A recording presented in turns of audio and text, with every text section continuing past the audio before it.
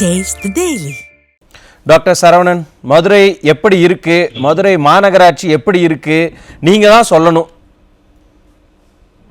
மதுரை இன்னைக்கு தேதிக்கு ஒரே மழை தான். சென்னையிலேயே மழை இருக்கும்னு நினைக்கிறேன். மதுரை மாநகராட்சி ரொம்ப மோசமான ஒரு சூழல்.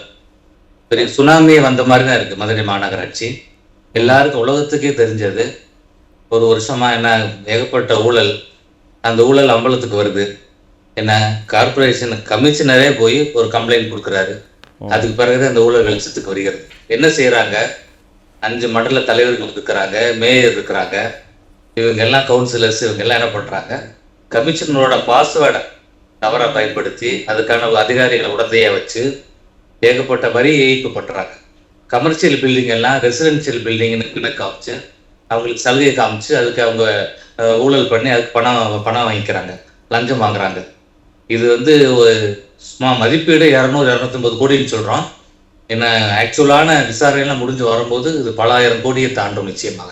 அந்த அளவுக்கு மிக மோசமான ஒரு இதை இந்த மதுரை மாநகராட்சியில திமுக அரங்கேற்றி இருக்கிறது. பாத்தீங்கன்னா ஏதோ ஒரு பொய்யான வாக்குறுதியை கொடுத்து திமுக ஆட்சிக்கு வந்துச்சு.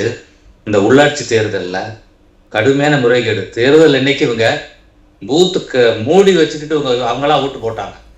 நாங்கெல்லாம் போகும்போது எங்களை அடிச்சு விரட்டினாங்க. அந்த அளவுக்கு தான் இந்த உள்ளாட்சி தேர்தல் நடந்து இவங்க எல்லாம் கவுன்சிலராக திமுக காரங்க போகிறான் அதில் வந்ததெல்லாம் அதில் அப்படித்தான் வந்தாங்க. மக்கள் விரும்பி வாக்களித்தெல்லாம் வரல. வந்த பிறகு திமுக இன்னைக்குமே மதுரையில் ஒரு சண்டையும் சச்சரவுமாக தான் இருக்கும். அது கட்சி பூசல் அதிகம். அமைச்சர் மூர்த்தி ஒரு பக்கம், அவர் ஒரு மாவட்ட செயலாளர், மணிமாறன் ஒரு பக்கம் மாவட்ட செயலாளர், இவங்க 2 பேரும் புறநகர். மாநகர் 4 தொகுதிக்கு கோ தளபதி, இவர் மாவட்ட செயலாளர். மணிமாறனை அவர் ஆட்டுக்கு சேர்த்துக்கிற மாட்டாங்க. அவர் உப்பு சப்பானி மாதிரி தான் இருப்பார், அவர் பாட்டுக்கு இருப்பார். இவங்க 2 பேருக்குள்ள போட்டி. இவர் என்ன சொல்றாரு? நான் மாநகர் மாவட்ட செயலாளர், என்னோட ஆதரவாளர் தான் வரணும். கோ தளபதியும் பிடிஆர் தியாகராஜன் மினிஸ்டர், அவர் அந்த நேரம் ஃபைனான்ஸ் மினிஸ்டர் வராது வந்துட்டாரு. ஸோ அவங்களோட போட்டி. அந்த பக்கம் மூர்த்தி என்ன பண்றாரு? நான் வளமான துறைக்கு நான் தான் அமைச்சர், அதனால நான் சொல்ற ஆளு தான் மேயர்னு சொல்லி 2 பேருக்குள்ள போட்டி வருது. அந்த பீரியட்ல எப்படியோ பிடிஆர் செய்து ஜெயமாயி அவருக்கு வேண்டிய ஒருத்தர் மேயரா வந்துடுறாங்க. எல்லாரும் வெளியே என்ன வச்சுக்கிறாங்க? பிடிஆர் படித்தவர், அவர் ஒரு பண்பானவர்னு அப்படி ஒரு பேர்லயே இருந்துகிட்டு இருக்காரு. தவிர அவர் தனியா ஒரு ஆபீஸ் ஒரு அம்மாவை வேலைக்கு போட்டு அவங்க தான் மானிட்டர் பண்றாங்க. இந்த மேயரோட ஒர்க்கை ஃபுல்லா அந்த அம்மாவோட நாலேஜ் இல்லாம எந்த வேலையும் நடக்காது. ஆனா இது எந்த விதமான அரசியல் சாசன அமைப்புலயுமே இல்லையே சார். மேயர் ஒரு இடத்துல இல்ல அப்படின்னா இன்னொரு மேயர் தான் அந்த இடத்துக்கு ரீப்ளேஸ்மெண்டா வரணும்.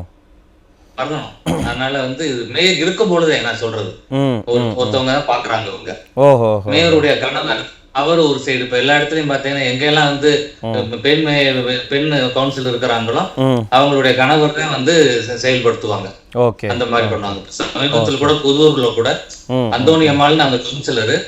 ஆனா அவங்களுடைய கணவர் என்ன பண்றாரு? சிறுபான்மை மக்களோட ஒரு 8 வீடை கோர்ட்ல இருக்கக்கூடிய அந்த ஆர்டர் கூட சரியா வாசிக்காம கார்பரேஷன் அதிகாரிகள் கொண்டு மொத்தமா விடுத்து தரமட்டம் வைக்கிட்டார். புரியுது.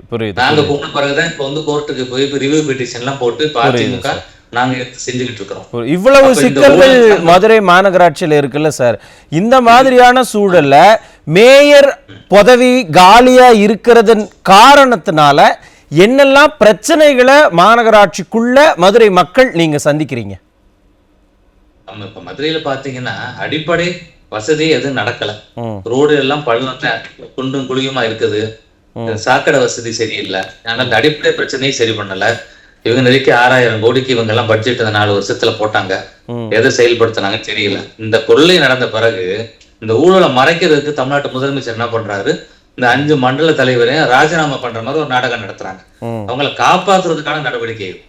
அதிமுக தான் ஐயா எடப்பாடி அவருடைய அறிவுறுத்தலின்படி எங்களுடைய மாவட்ட கழக செயலாளர் வழக்கறிஞர் அணியை வச்சு கைகோர்ட்டுக்கு போய் மதுரை சரக டிஐஜி அபினவ் குமார் ஒரு தலைமையில ஒரு விசாரணை அமைச்சிருக்கிறாங்க. அமைச்சு விசாரணை நடந்துகிட்டு இருக்கு. ஆனா அரசாங்கத்துக்கிட்டே இருக்கிற ஒரு அதிகாரி விசாரிச்சா அது எப்படி இருக்கும்ன்றது நமக்கு அந்த லட்சணம் தெரியும். முழுதும் அந்த 5 மண்டல தலைவரை இவங்க காப்பாத்துற நிகழ்ச்சி தான் நடந்துருது. மேயர் மேல ரொம்ப நாள் நடவடிக்கை எடுக்கல. மேயர் கணவரை கடைசி பாத்தீங்கன்னா அவர் பிடிஆரோட ஆளுன்னு சொல்லி கடைசி இன்னொரு பக்கத்துல பிரச்சனை கொடுத்து அவரை சென்னையில போய் கைது பண்ணாங்க. பண்ணி அவரும் பெயில வந்துடுறாரு. எங்க பார்த்தாலும் என்னங்க மேயர் இன்னும் ராஜினாமா பண்ண வைக்கலையேங்க நீங்க சொன்ன பிறகு, ஃபைனலா இப்ப மேயரை ராஜினாமா பண்ண பிறகு இன்னும் 1 வருஷம் இருக்கு, பீரியட் இருக்குது இந்த மதுரை மாநகராட்சிக்கு. அப்ப வந்து இவங்க என்ன செய்யணும், நியாயமா பார்த்தா அடுத்து ஒரு மேயரை கொண்டு வந்திருக்கணும். இதுல வந்து இந்த டீமுக்குள்ள போட்டி, யாரை கொண்டு வர்றதுன்னு பிரச்சனை. அப்ப பாத்தீங்கன்னா இன்னொரு பக்கத்துல துணை மேயர் வந்து எங்கிட்ட லக்கில் லாட்டரி சீட்டு விழுந்த மாதிரி கம்யூனிஸ்டுக்கு கிடைச்சு போயிருக்கு. அப்ப பாத்தீங்கன்னா அப்ப இவங்க என்ன செய்யறாங்க, இன்னொரு ஆள் போட்டாலும் 2 பேருக்குள்ள சண்டை, யார போடுறது, என்ன சார்ந்தால போடுறதா, என்ன சப்போர்ட்டரை போடுறதா, ஓ சப்போர்ட்டரை போடுறதான்னு பிரச்சனை. புரியுது சார். இப்பதான் என்னன்னா, இப்ப துணை மேயர் இருக்காங்கல்ல, துணை மேயரையே ஏன் வந்து மேயராக நீங்க வந்து அந்த பொறுப்பு மேயர் அப்படின்னு ஏன் போடல? துணை மேயர் சொல்ல போனா ஆக்டிவா வேலை பார்த்தார். என்னைக்கு இந்த மாநகராட்சியில மேயர் ராஜினாமா பண்ணாரோ அடுத்த நாள்ல இருந்து துணை மேயர் ரவுண்ட்ஸ் கிளப்பிட்டார். ஏன்னா ஒரு கம்யூனிஸ்ட் சேர்ந்தவர்ல, அதெல்லாம் ரவுண்ட்ஸ் போய் அதிகாரிகள் கூட்டு போய் எல்லாம் பார்த்தாரு. இவங்க பார்த்தாங்க என்னடா இவர் ஓவர் டேக் பண்றாருன்னு சொல்லிட்டு அதுக்கு ஒரு பிரேக் போட்டு அவரையும் இப்ப வேலை செய்ய விடல. கூட்டணி கட்சின்றதால அந்த துணை மேயருக்கு கூட இன்னும் கூடுதல் பொறுப்பெல்லாம் கொடுக்காம வச்சிருக்காங்களா? மனசு வரல. ஓகே, பாருங்களேன், இப்ப சாம்சங் பிரச்சனையில கம்யூனிஸ்ட் இறங்குறாங்க, அப்பயும் ஆளுங்கட்சி அவங்களுக்கு சப்போர்ட் இல்ல. தூய்மை பணியாளருக்கும் பிரச்சனை. இப்ப மதுரையில ஒரு அரசு பள்ளி, உதவி பெறும் பள்ளியில ஒரு மாணவிக்கு பாலியல் துன்புறுத்தல், கம்யூனிஸ்ட் எடுத்து போராடி தீர்க்கிறாங்க. ஆனா பாத்தீங்கன்னா இந்த ஆளுங்கட்சி எல்லாம் மாவட்ட செயலாளர் அமைச்சர் போறான் அந்த பள்ளி நிர்வாகத்தை அந்த ஆசிரியர் காப்பாத்துற வேலையில தான் இறங்கி எஃப்ஐஆர் மட்டும் போட்டிருக்கு, அடுத்து ஒரு நடவடிக்கையும் இல்ல. இதுதான் சூழல். புரியுது. அப்பன்னா திமுகவுக்குள்ள யாரு அங்க மாவட்ட பொறுப்புல இருக்காங்களோ அவங்க உட்கட்சி பூசல்னால மேயர் ஒரு பக்கம் வரல, இன்னொரு பக்கம் கூட்டணி கட்சிக்கும் கொடுக்க கூடாதுன்னு இருக்காங்க.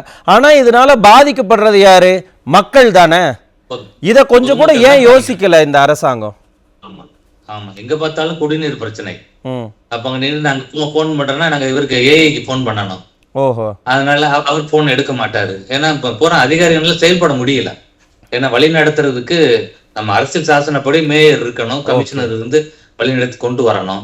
இப்ப நான் சொன்ன இடத்தை சங்கர் நகர்ன்ற இடத்துல இடிச்ச இடத்தையே என்ன பண்றாரு, அந்த கவுன்சிலரோட கணவர் வந்து மாநகராட்சி சார்பா வந்து ஒரு போர்டு வைக்கிறார். அப்ப எங்களோட வழக்கறிஞர் வந்து கமிஷனருக்கே போன் பண்றாங்க, கார்பரேஷன் கமிஷனருக்கு. அவங்க நாங்க அப்படி எதுவுமே செய்யலன்னு சொல்லி சொல்றாங்க. அப்ப அந்த அளவுக்கு வந்து இன்னைக்கு வந்து ஊழலா இருக்கட்டும், சட்டவிரோத செயலா இருக்கட்டும் வந்து இந்த திமுகல வந்து தலை விரிச்சு ஆடுது. மக்கள் பூரா பெரிய ஒரு மிரட்சியில இருக்கிறாங்க, ஒரு பயத்துல இருக்கிறாங்க மதுரையை பொறுத்த வரைக்கும். புரியுது. இது வந்து ஒரு பானை சோற்றுக்கு ஒரு சோறு பதம் தான் இது. அப்ப இதே தான் தமிழ்நாடு பூரா இருக்க போகுது. புரியுது. ஒட்டுமொத்தமாக உட்கட்சிக்குள்ளேயும் பிரச்சனையா இருக்கு, கூட்டணி கூடவும் ஒரு பெரிய சிக்கல் ஓடிட்டு தான் இருக்குன்னு சொல்றீங்க மதுரைக்குள்ள.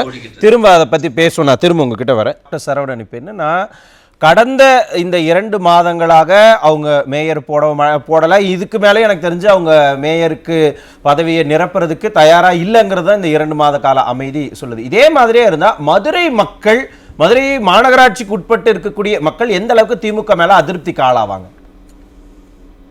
இப்ப வந்து ரொம்ப கடுமையான அதிருப்தியில் இருக்கிறாங்க திமுக ஆட்சி மேல. குறிப்பா இப்ப மதுரையை வந்து அசுத்தமான நகரம், இந்தியாவிலேயே மதுரை தான் முதல் இடம்னு ஒரு அவப்பெயரை பெற்று தந்திருக்கிற திமுக. அதனால மக்கள் நாங்கெல்லாம் கொதிப்புல தான் இருக்கோம். அப்பாஸ் சார் மனசுலயும் அது இருக்கும்னு நினைக்கிறேன். இன்னும் வந்து கம்யூனிஸ்டா வந்து மேயரை கொண்டு வராதுக்கு இன்னொரு காரணம் இந்த ஒரு ஊழல் மட்டும் இல்ல, இன்னும் இதை தாண்டி பல ஊழல் வெளிச்சத்துக்கு வந்துரும் வேற யாராச்சும் வந்தா அப்படின்ற ஒரு அடிப்படை.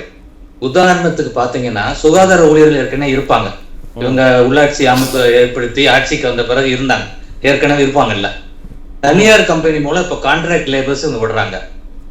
ஆனா இந்த தனியார் கம்பெனி, இப்ப எடுத்துக்க தனியார் கம்பெனி ஹை லெவல்ல இருந்து குடும்பத்தார் எடுத்திருக்க கம்பெனி யாருமே வேலைக்கு போடல. ஆனா வேலைக்கு போட்டதா காசு வாங்கிக்கிட்டு இருக்கிறாங்க. ஏற்கனவே இருக்கக்கூடிய பற்றாக்குறை இருக்கக்கூடிய ஊழியரை தான் பயன்படுத்திக்கிட்டு இருந்தாங்க மதுரையை பொறுத்த வரைக்கும். அதனாலதான் இது குப்பை நகரமாக மாறி அசுத்தமான நகரமா பெயர் வாங்கியது காரணமே புதுசா வந்த கான்ட்ராக்ட் கம்பெனி ஆளே போடாம காசை மட்டும் வாங்கிக்கிட்டு இருக்காங்க. பொதுவா என்ன செய்வாங்க, ஆள் போடுவாங்க, கொடுக்குற காசுல பாதி காசை பிடிச்சுக்கிட்டு தான் கொடுத்து ஏமாத்திக்கிட்டு இருந்தாங்க. இவங்க மொத்தத்தையுமே சுரண்டிட்டு ஆளே போடாம ஏற்கனவே பணியில இருந்த சுகாதார ஊழியர்களை தான் பயன்படுத்திக்கிட்டு இருந்தாங்க. இன்னொருத்தர் வந்தாங்கன்னா இந்த ஸ்கேமும் வெளியே தெரிஞ்சு போயிடும் எலெக்ஷன் நேரத்துல அப்படின்ற ஒரு காரணமும் கூட இதுக்கு இருக்கும். ஏன்னா கம்யூனிஸ்ட் எப்பவுமே ஒரு போராளிகளா இருப்பாங்க. புரியுது. அதனால இதுவும் ஒரு காரணமாக இருக்கும் அவர் கொண்டு வராதது. அதனால மேற்கொண்டு ஊழல் வெளிச்சத்துக்கு வந்துடக்கூடாது, இப்படியே அரசு அதிகாரிகளை வச்சே ஓட்டிடுவோம், பிரச்சனை வந்தாலும் அரசு அதிகாரிகளே பலிகடை ஆக்கிடுவோம். ஏன்னா அரசான 20 பேர்ல 18 பேர் அரசு அதிகாரிகள். அவங்க சும்மா ஒரு சிலர் ஆசைப்பட்டிருக்கான் பணத்துக்கு, நிறைய பேரை மிரட்டி இருப்பாங்க. அங்க இன்னொரு சிக்கலும் இருக்கிறதாக சொல்லிட்டு இருந்தாங்களே, அங்க இருக்கக்கூடிய கவுன்சிலர்களே யாரும் மேயர் பதவிக்கு வரக்கூடாது அப்படின்னு எதிர்ப்பு தெரிவிச்சிட்டு இருக்கிறதாகவும் நமக்கு தகவல் வருது. அது எந்த அளவுக்கு உண்மை? அவனுக்குள்ளேயே ஒரு போட்டி இருக்குல்ல, யாரு வர்றது, நான் வரணும் நீ வரணும், அவனுக்குள்ளே அடிச்சுக்கிற நிலைமை ஆயிடுச்சு இப்ப. அதனால தலைமை பார்த்துச்சு, எதுக்கடா பிரச்சனை இந்த நேரத்துல 60-70 பேர் அடிச்சுட்டு இருக்காங்களே. ஆனா தலைமை என்ன சொன்னாலும் அதை கடைபிடிக்கணும்ல சார், அதுதானே அடிப்படை அடிமட்டத்தில் இருக்கக்கூடிய நிர்வாகிகளுக்கு அதான தலைமை மேல இருக்கக்கூடிய ஒரு பயம், ஒரு மரியாதை. திமுக அப்படி இருக்காது. திமுக வந்து தலைமையை தாண்டி மாவட்ட செயலாளர் கோல் வச்சக்கூடியதுதான் திமுக நம்ம பார்த்திருக்கோம். அதனால இருக்கும். அது அந்தந்த ஏரியாவுக்கு வேற அவங்க வந்து ஒரு பவர் சென்டர் இருப்பாங்க, அவங்களை தாண்டி தலைமைனால ஒண்ணும் செய்ய முடியாது. அப்படி வந்து அவங்களுடைய ஒரு அமைப்பு. இதுவே அதிமுக எடுத்துட்டீங்கன்னா புரட்சி தலைவி அம்மா வந்து ஒரு மிலிட்டரி இது மாதிரி கட்டுக்கோப்பா வச்சிருப்பாங்க.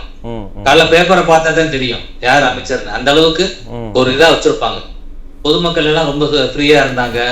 இவங்க யாரோட தலையீடும் காவல்துறைக்குள்ள இருக்காது, சட்டம் ஒழுங்கு நல்லா இருக்கும், பெண்களுக்கு பாதுகாப்பு இருக்கும் அம்மா ஆட்சியில. இதெல்லாம் ஒட்டு மொத்தமாக இந்த திமுக இருக்காது. அதனால தலைமையும் எதுக்கடா வம்புன்னு சொல்லி இப்ப போடாம இருக்கிறாங்க. நன்றி. இதே உங்க இறுதி கருத்தை எடுத்துக்கிறேன்.